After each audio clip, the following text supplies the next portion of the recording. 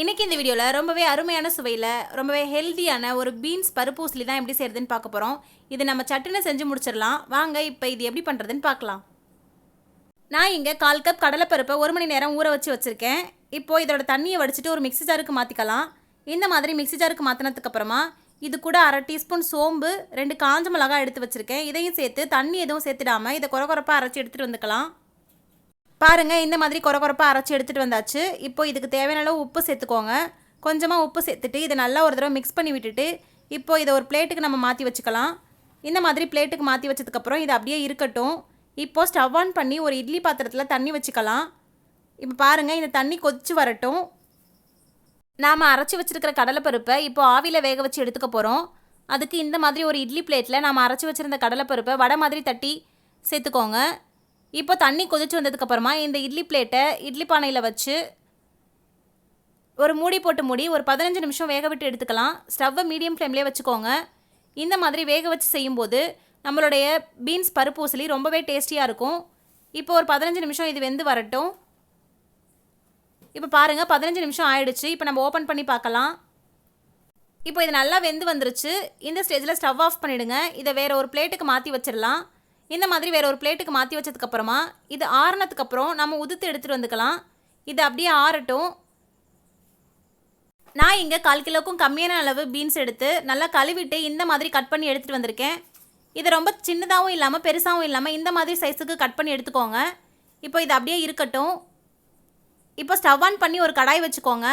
அதில் 2 table spoon oil சேர்த்துக்கோங்க. Oil சேர்த்ததுக்கப்புறமா இந்த ஆயில் சூடானதும் இதில் 1/4 டீஸ்பூன் கடுகு உளுந்த பருப்பு சேர்த்துக்கோங்க. இது நல்லா பொரிஞ்சு வரட்டும். இந்த பீன்ஸ் பருப்பு ஊசலியே நீங்கள் சாம்பார் சாதம், ரச சாதம், தயிர் சாதம், காரக்குழம்பு, மோர் குழம்புன்னு எது கூட வச்சு சாப்பிட்டாலும் அட்டகாசமான காம்பினேஷனாக இருக்கும். கண்டிப்பாக ட்ரை பண்ணி பாருங்கள். இப்போ இந்த மாதிரி கடுகு உளுந்து பொரிஞ்சு வந்ததுக்கப்புறமா இதில் ஒரு பச்சை மிளகாய் இந்த மாதிரி கிள்ளி சேர்த்துக்கோங்க. கூடவே ஃப்ரெஷ்ஷாக கொஞ்சம் கருவேப்பிலை சேர்த்துக்கோங்க. சேர்த்துட்டு இதை நல்லா ஒரு தடவை வதக்கி விட்டுக்கோங்க. ஸ்டவ்வை லோ ஃப்ளேம்லேயே வச்சுக்கோங்க. இந்த மாதிரி நல்லா வதக்கி விட்டதுக்கப்புறமா நாம் கட் பண்ணி வச்சுருந்த பீன்ஸை இப்போ இதில் சேர்த்துக்கலாம். பீன்ஸ் சேர்த்ததுக்கப்புறமா இதை மறுபடியும் நல்லா ஒரு தடவை வதக்கி விட்டுக்கோங்க. பீன்ஸ் பிடிக்காதவங்க கூட நீங்கள் இந்த மாதிரி செஞ்சு கொடுக்கும்போது ரொம்பவே விரும்பி சாப்பிடுவாங்க. சூடான சாதத்தில் இந்த பீன்ஸ் பருப்பு ஊசலியை சேர்த்து நெய் கலந்து சாப்பிடும்போது ரொம்பவே சூப்பராக இருக்கும். இப்போ இது கூட நான் இங்கே 1/4 டீஸ்பூன் பெருங்காயத்தூள், 1/4 டீஸ்பூன் மஞ்சள் தூள், இந்த பீன்ஸ் பருப்பு ஊசலிக்கு தேவையான அளவு உப்பு எடுத்து வச்சுருக்கேன். இப்போ இதையும் சேர்த்துட்டு நல்லா கலந்து விட்டுக்கோங்க.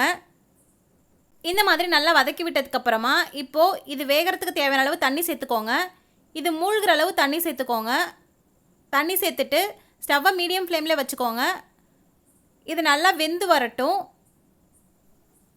நான் இங்கே இந்த பீன்ஸ் பருப்பு ஊசலியை கடலைப்பருப்பு மட்டும் சேர்த்து செஞ்சுருக்கேன். நீங்கள் கடலைப்பருப்பும் துவரம் பருப்பும் சேர்த்து கூட செஞ்சுக்கலாம். பாதி பாதி அளவு சேர்த்து செஞ்சுக்கலாம். அதுவும் ரொம்ப டேஸ்டியாகவே இருக்கும். இப்போ பாருங்கள், நாம் சேர்த்த தண்ணியெல்லாம் வற்றிட்டு பீன்ஸ் நல்லா வெந்து வந்துருச்சு. இந்த ஸ்டேஜில் நம்ம உதுத்து வச்சுருந்த கடலைப்பருப்பு வடைகளை இதில் சேர்த்துக்கலாம். சேர்த்துட்டு இதை நல்லா மிக்ஸ் பண்ணி விட்டுக்கோங்க. நாம் இங்கே கடலைப்பருப்பை அரைச்சிட்டு வேக வச்சு தான் சேர்த்துருக்கோம். அதனால் ரொம்ப நேரம் இதை மிக்ஸ் பண்ண தேவையில்லை. பீன்ஸில் நல்லா கலந்து வர அளவுக்கு இதை கொஞ்ச நேரம் நம்ம கலந்து விட்டுக்கிட்டு இருந்தால் போதும். இந்த மாதிரி நல்லா கலந்து விட்டதுக்கப்புறம் இதில் நறுக்கின மல்லியில் கொஞ்சம் சேர்த்துக்கோங்க. சேர்த்துட்டு இதை வேறு ஒரு பவுலுக்கு நம்ம மாற்றி வச்சுக்கலாம். அவ்வளோதான், நம்மளோட சூப்பரான டேஸ்டியான பீன்ஸ் பருப்பு ஊசலி இப்போ ரெடி ஆகிடுச்சு. பாருங்கள், இப்போ ஒரு பிளேட்டுக்கு மாற்றி வச்சாச்சு. இதை கண்டிப்பாக நீங்களும் உங்கள் வீட்டில் ட்ரை பண்ணி பார்த்துட்டு எப்படி இருந்ததுன்னு மறக்காமல் கமெண்ட்டில் சொல்லுங்கள். இந்த மாதிரியான நிறைய வீடியோஸ்க்கு என்னோட சேனலை லைக் பண்ணுங்கள், ஷேர் பண்ணுங்கள், மறக்காமல் சப்ஸ்கிரைப் பண்ணுங்கள்.